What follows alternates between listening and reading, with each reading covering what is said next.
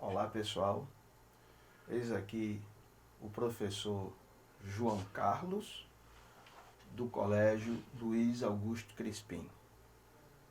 Nós estamos aqui hoje para conversar um pouco sobre o processo de independência do Brasil, processo de independência. Escute só, veja só. Há 500 anos, mais ou menos, um pouco mais do que isso, né? Os portugueses chegaram ao Brasil e fizeram do Brasil a sua terra, o seu espaço. Daí os portugueses passaram a decidir tudo no Brasil que eles dizem ter descoberto. Eles dizem ter descoberto. Não é bem assim, mas eles dizem. Então, durante os séculos XVI, XVII e XVIII, o Brasil foi uma colônia de Portugal. O Brasil foi uma colônia, uma terra. Como a Paraíba pertence ao Brasil, o Brasil então pertencia a Portugal.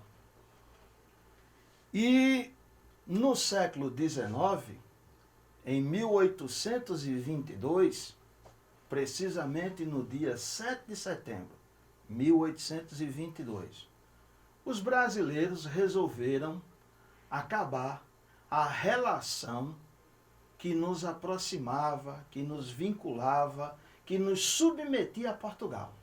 Então, em 1822, 7 de setembro, definitivamente, nossa relação com Portugal acabou. Era como se tivesse acabando um casamento. Um casamento de 300 anos. Era como se ele tivesse acabando. Mas para um casamento se acabar de fato, ele precisa entrar em crise. O casamento não acaba num dia, de um dia para o outro. O casamento, ele, quando vai acabar, ele passa por várias crises, 1, 2, 3, até chegar ao fim.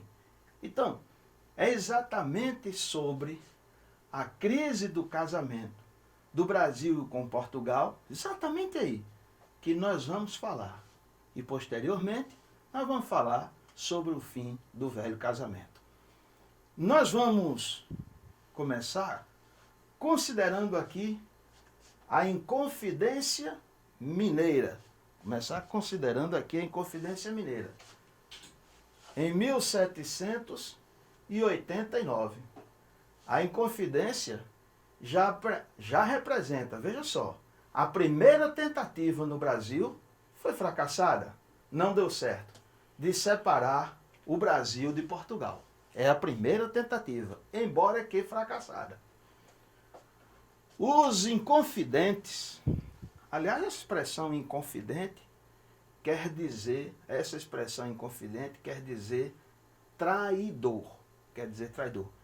Era como os portugueses na época chamavam os brasileiros que queriam separar o Brasil de Portugal.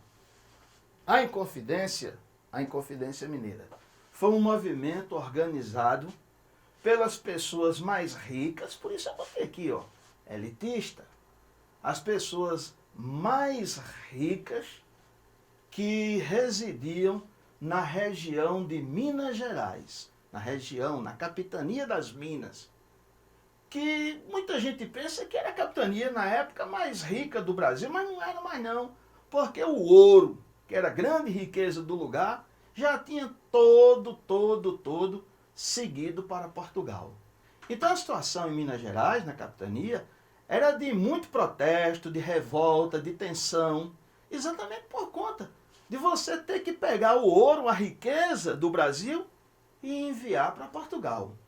E o rei de Portugal não tinha pena.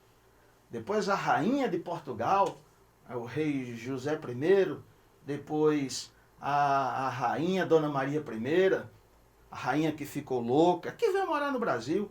Então, eles não tinham pena, eles não conseguiam ter uma sensibilidade para entender que no Brasil não havia mais ouro suficiente para mandar para Portugal.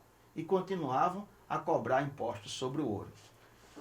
Essa galera, então, organiza um movimento em Minas Gerais.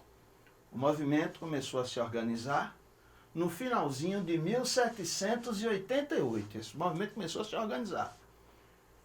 E em 1788, no finalzinho do ano, chegou em Minas o novo governador, o Visconde de Barbacena, prometendo realizar uma derrama, que era o pagamento de todos os impostos atrasados. Pagamento de todos os impostos. E o dia da derrama, nas cidades de Minas, era uma loucura, porque os devedores do ouro tinham que pagar com qualquer dos seus patrimônios, qualquer coisa que tiver, tinha que pagar o ouro, a quantia de ouro dos impostos devidos a Portugal. E o que era pior, no dia da derrama, um dia de loucura, um dia de tensão, a própria sociedade, mesmo quem não vivia do ouro, tinha que pagar para completar as dívidas daqueles que viviam do ouro. Imagina, todo mundo tinha que pagar. O que você tivesse, terra, escravo, seja lá o que for, você tinha que no dia da derrama entregar aos portugueses. Então o dia da derrama era um dia de tristeza, era um dia de humilhação, era um dia de protesto. Os inconfidentes de Minas, os líderes da revolução, então planejaram. Bom, no dia que o governador marcar a derrama, faremos a revolução. Ele marca, o povo está revoltado, que não quer pagar os impostos, nós fazemos a revolução. Faltava a esses homens que queriam separar Minas e o Brasil de Portugal, faltava a eles gente para fazer a revolução. Eles eram uns 300 apenas, e faltava principalmente armas. Como é que você vai fazer uma revolução, separar o Brasil de Portugal e não tem uma arma? Vai com a faca, um canivete? Não tem uma pistola? Não... Bom, então, eis aí uma das razões do fracasso da Inconfidência Mineira. Os inconfidentes, eles se reuniam em igrejas à noite, às vezes se reuniam também em lojas da maçonaria, sempre à noite, com pouca iluminação no lugar, para não atrair suspeitas das autoridades portuguesas. Você está planejando alguma coisa contra Portugal, você não pode fazer isso às claras, tem que fazer no escondidinho.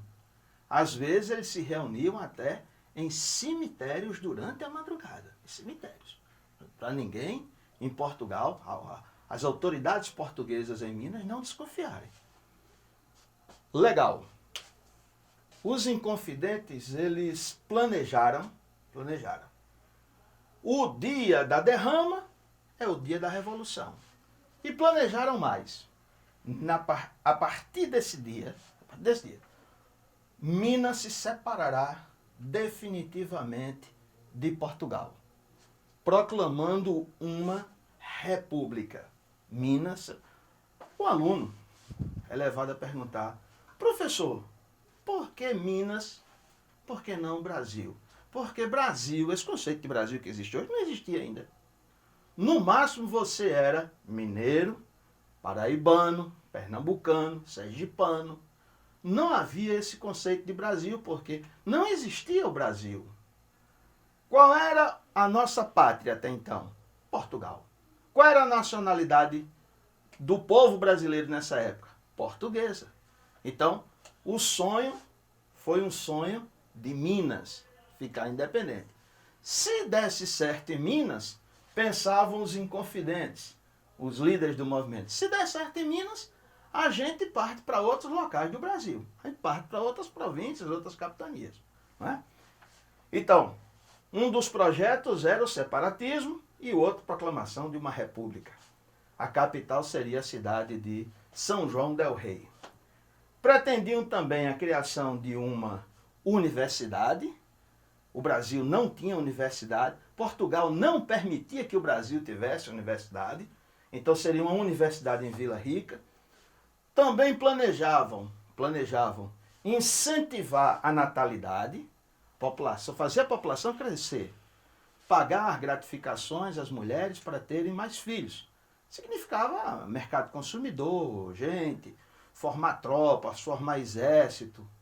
Outros planos eram abrir os portos brasileiros, os portos, as nações que apoiassem a Inconfidência Mineira, olha aí, abrir os portos, criar indústrias. Portugal não permitia a criação de indústrias no Brasil. Nem permitia universidade, nem permitia indústria. Veja só a submissão do Brasil a Portugal. Né? Chega um momento que não dá mais para suportar. Os inconfidentes foram traídos.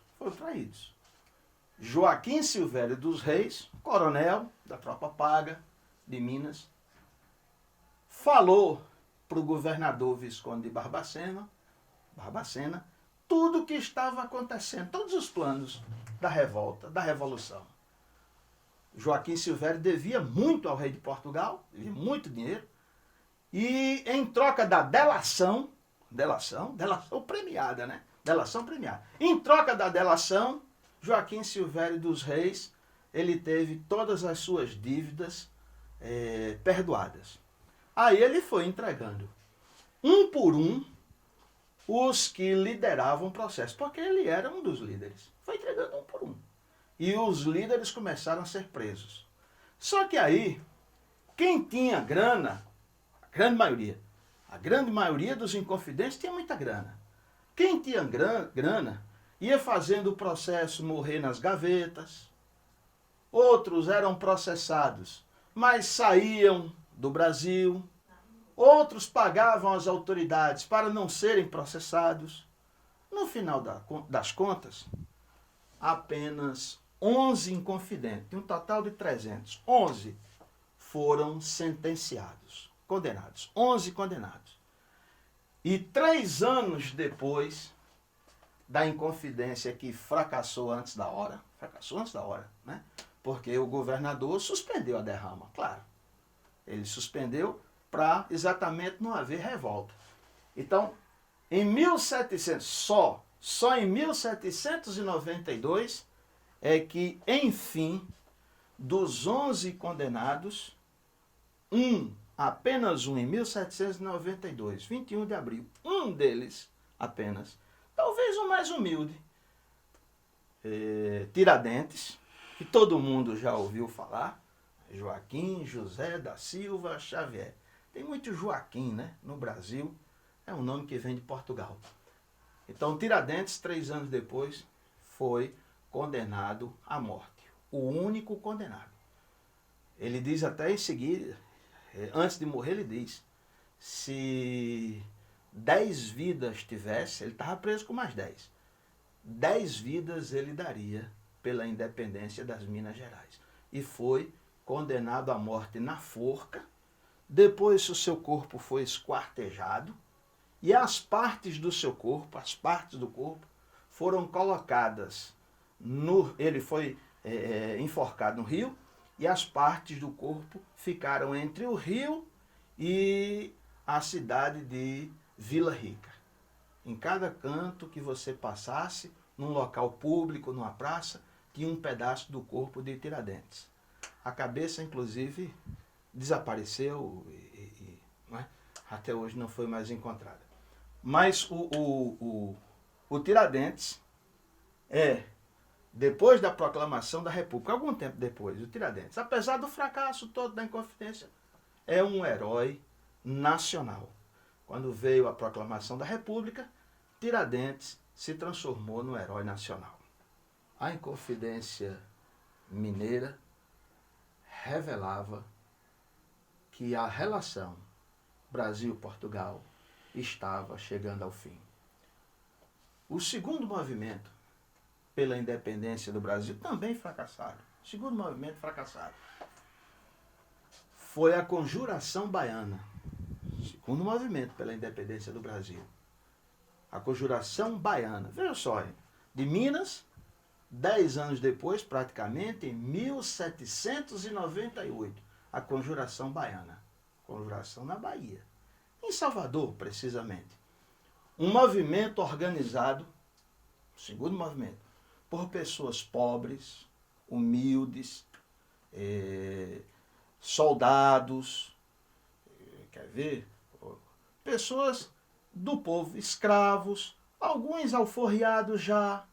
Então, essas pessoas cansadas de opressão, de escravidão, cansadas de passar fome, porque a Bahia, em 1798, Salvador, as pessoas passavam muita fome, as dificuldades. E é fácil de explicar. É que, por essa época, 1798, na Conjuração Baiana, o açúcar estava valendo muito no mercado internacional. Então, os homens ricos da Bahia só queriam produzir açúcar. E o feijão, e o arroz, e a farinha, o fubá e as outras coisas. Como é que as pessoas ficavam sem entender? Então, na Bahia, em Salvador, em 1798, encontramos a Conjuração Baiana. Ela tinha dia, tinha data para eclodir. Era o dia 12 de agosto de 1798. Lembro-me como se fosse hoje. Estava tudo organizado, o plano. Tinha gente rica também no movimento. Mas a grande maioria era formada por gente pobre, humilde. Tanto que os ricos, quando o governo de Portugal na Bahia descobriu, os ricos saíram do movimento. E só os pobres ficaram. Aliás, na Bahia, a Conjuração Baiana, o governo de Portugal condenou, enforcou e esquartejou 4 homens humildes. 2 eram soldados e 2 eram costureiros. A gente chama de alfaiate, que hoje em dia praticamente não se encontra mais. Pessoas humildes. A Conjuração Baiana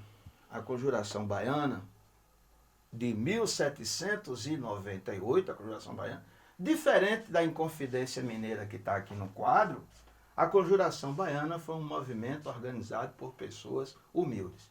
No dia 12 de agosto de 1798, quando ela estava prestes a acontecer, a cidade de Salvador amanheceu espalhada de cartazes, chamando para a revolução, para liberdade, igualdade, fraternidade. As ideias que nós chamamos de ideias iluministas. Então Salvador amanheceu pichada. Não foi difícil encontrar aqueles que picharam, que botaram lá os panfletos, que distribuíram nas igrejas. Não foi difícil encontrá-los. Fácil demais para o governo da Bahia. Bastou apenas saber quem sabia. Saber quem sabia. Ler e escrever. Eram poucas pessoas. Um reduzido grupo de pessoas em Salvador sabia ler e escrever. Então o governo foi atrás. A polícia baiana, portuguesa baiana, foi atrás e começou a aprender os que tinham escrito aquelas frases. Aí, uma tortura aqui, uma tortura ali, e os camaradas, os líderes da Revolução Baiana, terminaram entregando os líderes de todo o movimento. Então foi a Conjuração Baiana, mais um movimento de fracasso que tentou a independência do Brasil. Mesmo assim, o caminho para a independência estava aberto. A qualquer momento, a independência estava por vir. A última das revoltas que marcam a crise da relação Brasil com Portugal, a última das revoltas, foi aqui na Paraíba. Na Paraíba, em Pernambuco, no Rio Grande do Norte e Ceará. É a Revolução dos Padres, ou também chamada Revolução de 1817. Nos livros de história diz assim, Revolução Pernambucana, mas ela foi tão paraibana quanto pernambucana, potiguar, cearense. É que os livros de história, eu digo muito aos alunos, eles não tratam muito a história da Paraíba. É como se a Paraíba fosse, eu já vi várias vezes essas referências, um lugar muito distante do resto do Brasil. Então, livros de história, feitos no Rio, principalmente São Paulo, no Rio de Janeiro e São Paulo, eles não tratam a Paraíba como a Paraíba deveria ser tratada. A Paraíba, em várias ocasiões, participou de grandes movimentos de contestação na história do Brasil. A Revolução de 1817 foi, portanto, na Paraíba, em Pernambuco, O último movimento pela independência do Brasil também fracassou. Mas não foi só um sonho. Passou de um sonho, mas fracassou em seguida em função da repressão terrível do governo de Portugal. Estava se aproximando o dia da independência. E certamente, o governo de Portugal percebia isso com muita atenção e fazendo de tudo que Portugal podia para que esse dia da independência fosse adiado.